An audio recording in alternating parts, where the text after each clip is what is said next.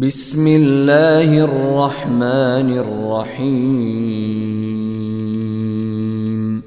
حميم تنزيل الكتاب من الله العزيز الحكيم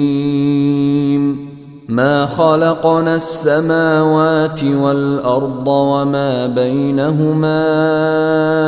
إلا بالحق وأجل مسمى والذين كفروا عما أنذروا معرضون قل أرأيتم ما تدعون من دون الله أروني ماذا خلقوا من الأرض أم لهم شرك في السماوات ائتوني بكتاب من قبل هذا أو أثارة من علم إن كنتم صادقين ومن أضل ممن يدعو من دون الله من لا يستجيب له إلى يوم القيامة وهم عن دعائهم غافلون وإذا حشر الناس كانوا لهم أعداء وكانوا بعبادتهم كافرين وإذا تتلى عليهم آياتنا بينات قال الذين كفروا للحق لما جاءهم هذا سحر مبين أم يقولون افتراه قل إن افتريته فلا تملكون لي من الله شيئا هو أعلم بما تفيضون فيه كفى به شهيدا بيني وبينكم وهو الغفور الرحيم قل ما كنت بدعا من الرسل وما أدري ما يفعل بي ولا بكم إن أتبع إلا ما يوحى إلي وما أنا إلا نذير مبين قل أرأيتم إن كان من عند الله وكفرتم به وشهد شاهد من بني إسرائيل على مثله فآمن واستكبرتم إن الله لا يهدي القوم الظالمين وقال الذين كفروا للذين آمنوا لو كان خيرا ما سبقونا إليه وإذ لم يهتدوا به فسيقولون هذا إفك قديم ومن قبله كتاب موسى إماما ورحمة وهذا كتاب مصدق لسانا عربيا لينذر الذين ظلموا وبشرى للمحسنين إن الذين قالوا ربنا الله ثم استقاموا فلا خوف عليهم ولا هم يحزنون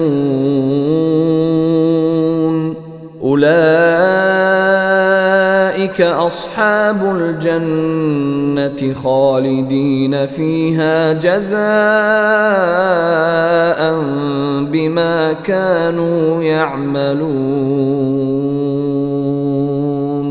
ووصينا الإنسان بوالديه إحسانا حملته أمه كرها ووضعته كرها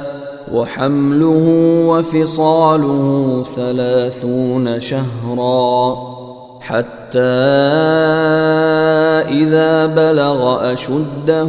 وبلغ 40 سنة قال رب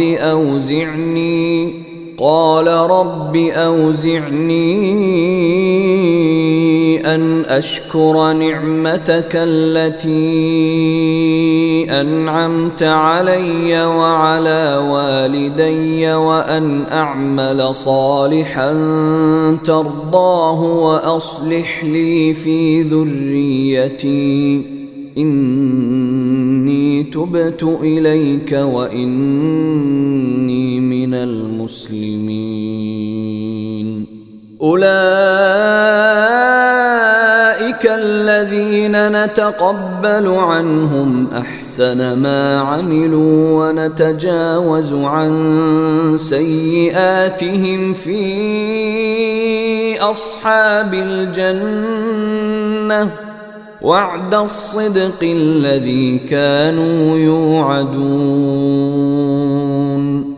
والذي قال لوالديه أف لكما أتعدانني أن أخرج وقد خلت القرون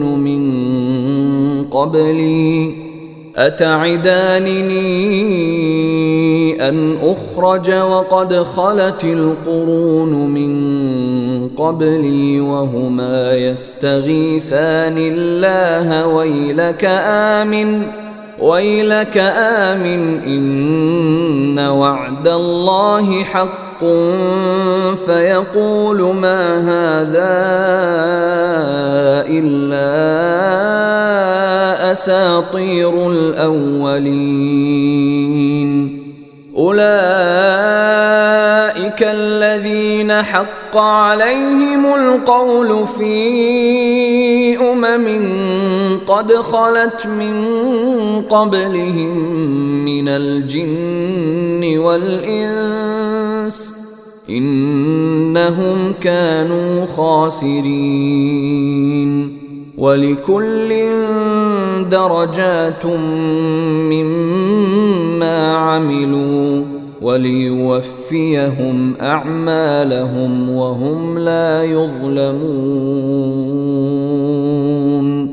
ويوم يعرض الذين كفروا على النار أذهبتم طيباتكم في حياتكم الدنيا واستمتعتم بها فاليوم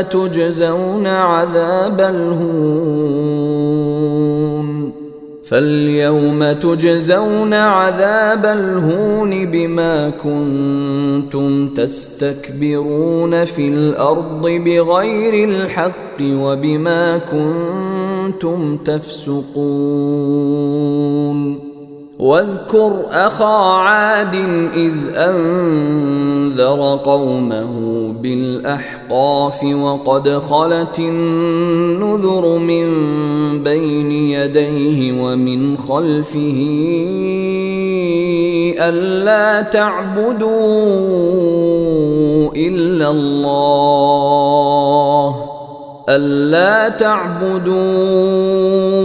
إلا الله إني أخاف عليكم عذاب يوم عظيم. قالوا أجئتنا لتأفكنا عن آلهتنا فأتنا بما تعدنا إن كنت من الصادقين. قال إنما إنما العلم عند الله وأبلغكم ما أرسلت به ولكني أراكم قوما تجهلون فلما رأوه عارضا مستقبل أوديتهم قالوا هذا عارض ممطرنا بل هو ما استعجلتم به ريح فيها عذاب أليم تدمر كل شيء بأمر ربها فأصبحوا لا يرى إلا مساكنهم كذلك نجزي القوم المجرمين ولقد مكناهم في ماء مكناكم فيه وجعلنا لهم سمعا وأبصارا وأفئدة فما أغنى عنهم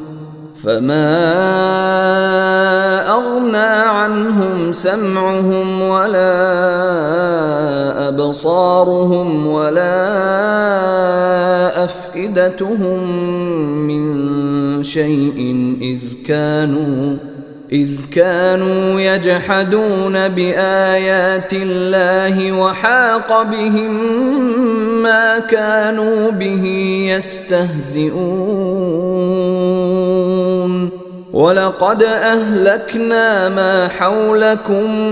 من القرى وصرفنا الآيات لعلهم يرجعون فلولا نصرهم الذين اتخذوا من دون الله قربانا آلهة بل ضلوا عنهم وذلك إفكهم وما كانوا يفترون وإذ صرفنا إليك نفرا من الجن يستمعون القرآن فلما حضروه قالوا أنصتوا فلما قضي ولوا إلى قومهم منذرين قالوا يا قومنا إنا سمعنا كتابا أنزل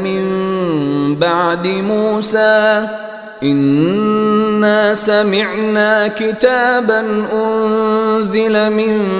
بعد موسى مصدقا لما بين يديه يهدي إلى الحق وإلى طريق مستقيم يا قومنا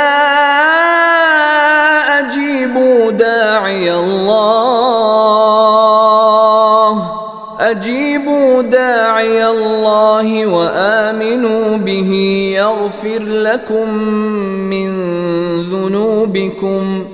يغفر لكم من ذنوبكم ويجركم من عذاب أليم ومن لا يجب داعي الله فليس بمعجز في الأرض وليس له من دونه أولياء أولئك في ضلال مبين